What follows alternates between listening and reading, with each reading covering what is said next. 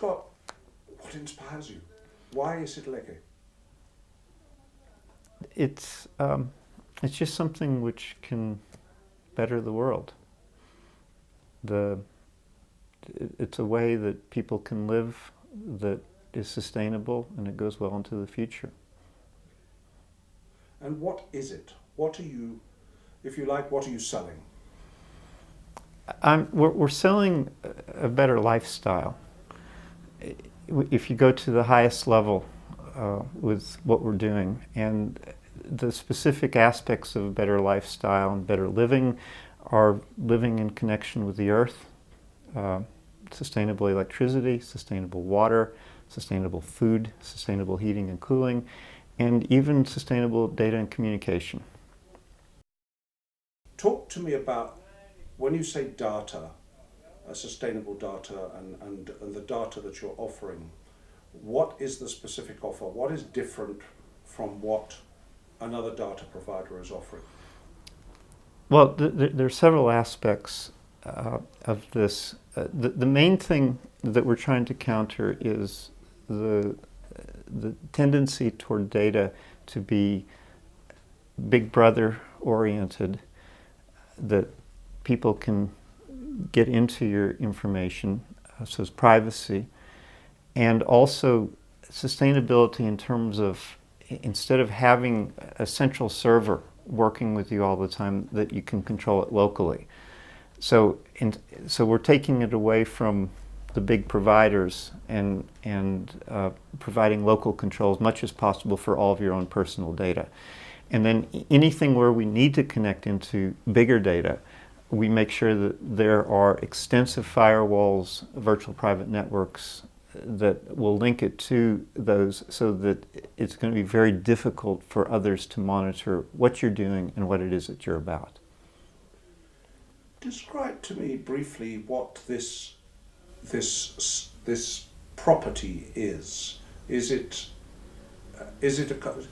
in your words? Mm-hmm. But is it a combination of what people would think of as a show house, as well as a test site or research site? What is this place? Describe it yourself. Well, I think the best term that I've heard is the term proof of concept, which is a legal term. And it's just basically we have an idea and we're just trying to see and show that we can actually make it work. And it's been a 3-year journey. And at the beginning, very few people really even thought it could work, or they thought it was just so broad that nobody even knew what the idea was. But now we're actually showing that it can work in a way that's very economical for people to install. So you will see examples on this site of sustainable power, electricity, sustainable, that just give me examples of the kind of, so how this site works to sell the concept of Visit Leke. Well, we've got, for each of the different areas, again, it's electric, water, data, heating and cooling, and food, we have portions that are both installable at a home site and economical, so that many people could install them if they wanted to do in their whole area. Specific examples of each of those: electric, we're going to have solar panels and inverter, our own inverter design, and our own crossover design and batteries. We're doing our own packaging here, which are designed specifically for Southern Africa. We have water distribution that uses many different sources. It uses borehole, street water, rainwater, and then we have 2 different storage tanks, so we can use our swimming pool as backup for sourcing water. And we have home filtration that can be used for different uses of water, which include potable water for drinking, which has the highest level of filtration, utility water for basically toilet flushing and any other uses that don't need much of any processing. And then we have irrigation water, which is pre-fertigated, so that plants grow better with it. And so the combination on the water with the different sources and the different distribution areas and the different types of storage make it so that you have a sustainable water supply, and the water gets used smartly. It gets used much better than what the current systems are using. Food. Mm-hmm. It's two things. You can grow it, Mm-hmm. and you're going to post-produce it, as it were. You're going to Mm-hmm. you're going to have this remarkable industrial kitchen. Mm-hmm. So talk to me about those two aspects on food. Okay. For food, we are using a quicker grow technology, which we term as better than organic, which uses the aquaponics process to grow food in an accelerated manner. Basically, it's planters that use fertilizer, which is produced from fish in a fish tank, and then the water from the fish tank is passed through the planters, and then the plants grow, and they purify the water, and the water is put back into a fish tank. So it's a completely renewable cycle for the growth of food. And because of the concentrated form of nutrients and plant growing, we generally can grow plants 2 to 3 times faster than they normally would grow. The second portion of that has to deal with better distribution for food because, as you know, I believe it's about 50% of all food grown gets wasted. Either it spoils before the final person eats it, or it gets lost in distribution somewhere. And with our food processing techniques that we're trying to work with, we're trying to get that food loss down to about 10% as opposed to the 50%. So not only can you grow food faster, but more of it gets used. So the net delivery to the final consumer, we're hoping, will get up to about 3 to 4 times of what the normal food production is. What's so different about the industrial kitchen that you're developing here? Well, okay, first of all, the kitchen that we have is really installed more as just a test kitchen, so we can try different things. And so the difference on it, which may not work in a lot of homes, it probably would only work in larger food production sites. The main difference on it is that we're using the same equipment that large restaurants and catering companies would use. The oven that we're planning on getting in at this point it can cook basically anything, and it does any type of cooking, humidity controlled, temperature controlled, programmed on each of those different areas. And you basically don't even need a stovetop because you can do everything that you normally would do in a stovetop in the oven through the programming that it has. It's amazing technology which is on there. And then the rest of the area on the top is pretty much standard catering equipment. I mean, everything would be stainless steel.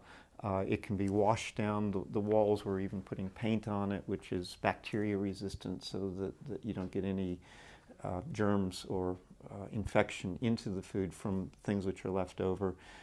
We can basically wash it down with a hose and clean everything out, almost daily as we like. And that's really the main difference on it. It follows from a standard commercial kitchen, and we do have a local company now who has given us consulting on that, local catering company, who's giving us consulting on that to try to help us provide the equipment that would be needed for something like this. The other area on this would be for the packaging and the packaging and basically packaging and storage for the food. We have another area. We have 2 different things. One, we're going to be using a sun deck for sun drying, natural sun drying of foods, and so that instead of being instead of being processed in ovens, it's a natural outdoor open process, open air process for drying of foods. And then we're also going to be using pretty much standard vacuum packaging equipment and canning and jarring equipment. And then with that whole combination of things, we can produce foods that will have shelf lives easily of a year or longer. We're also going to be working with a number of chefs and first-rate food processors or high-grade food processors to help us develop recipes that we can make the really tasty foods, what normally would be kind of seemed as mush to put into canning and vacuuming into some really, really tasty and basically gourmet grade meals. And we believe that we can do that. It's very similar on that's happened with the packaging as what's happened within the camping industry. I don't know if you've ever gone camping before, but generally you take this vacuum packed food and it's pretty awful in terms of eating it. But just recently there have been a lot of advancements in packaging within camping, and people can now take out into, hike out into a mountain overnight, stay up on the top of the mountain and pull out a gourmet grade meal. And it's all been vacuum packed and canned, and it's very good. And that's the type of thing we'd like to develop here within the kitchens that we're working with. What's interesting to me is that you develop so much of your own devices here on the site. You've mentioned that you developed your own inverter, but even your own, what I'm going to call a junction box, a wall box, you developed them yourself. Talk to me about the importance of, in every way, this being a test site. Well, for the data and the electric portions of this, the test is not only on the generation of electricity or the processing of data, but it also involves the provisioning. Because we'll use the example of electricity. Okay, you can generate all the power that you want to, but unless someone can use it at the end, it does nothing. It just sits there. I'll give an example on that. Currently, power generation in South Africa, I believe it's about 60, they normally count on 60% loss from the power generation source to the final user. And it's all because of the long power generation lines, and you just lose power over the power generation lines. So what Eskom is producing at this point is like, say if they produce 2 kilowatts of electricity or 2 megawatts of electricity, they're only really delivering at the end much less than 1 megawatt, and the rest of it is lost. So the distribution is really important so that you can get high efficiency distribution, and that's what we're working on here on site, is that every bit of the power which is generated actually gets to the final use, and it gets to the end use effectively. And that's why not only the generation but also the transmission and distribution need to be really thought through, and we're trying to come up with new ways of doing that. Just as examples, and most of the time what we have to do is we have to use all the current equipment, we have to use all the current hardware, wiring, plugs and things, and that are available. And what we need to do then is to reconfigure those into something which optimizes the delivery and the distribution and delivery. Just as examples, which may seem very small, but all these very small things add up and they make a big difference. Our wall switches. We've ended up having to change all of our wall switches from the normal 2x4 standard to 4x4 standard so that within each of the wall boxes we can add control modules for turning lights on and off, and additional equipment to do that. It's as simple as making the box bigger so that there's room to add that equipment in.